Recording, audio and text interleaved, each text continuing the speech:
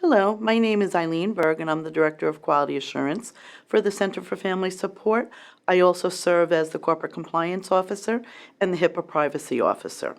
So you've just reviewed the slide presentation for HIPAA. So what does HIPAA mean? I think the most important thing to come away with is the right to privacy and confidentiality for the individuals that we serve at CFS. The slides talk a lot about what does that mean.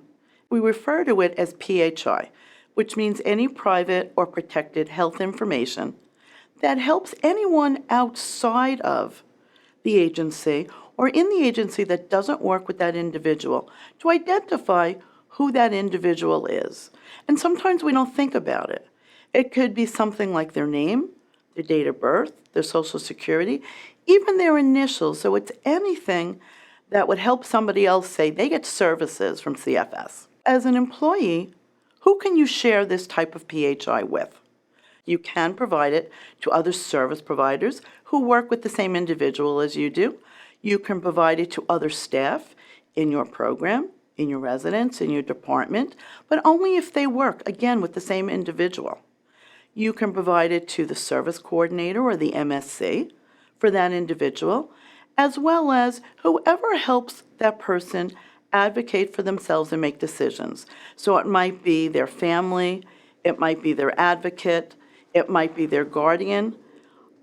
And we can do that in every case except the case where that individual voices or writes an objection to do that. And then we need to respect their additional rights to privacy.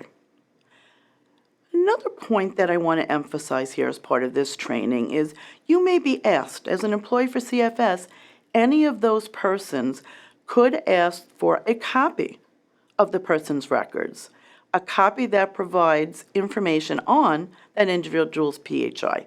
You may be also asked to make a copy for someone of the records, or to amend, add something, or change something that any of those personnel feel that the PHI is incorrect. You shouldn't do any of that yourself. You should always ask your supervisor and or myself as your HIPAA privacy officer first, because we don't want to violate the rights of our individuals.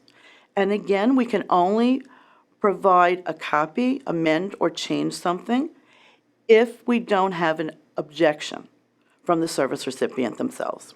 So the point we really want to make is we need to be very careful when we're sharing this type of information with anybody, and the utmost is to respect the privacy and confidentiality of the individuals we serve. Thank you all.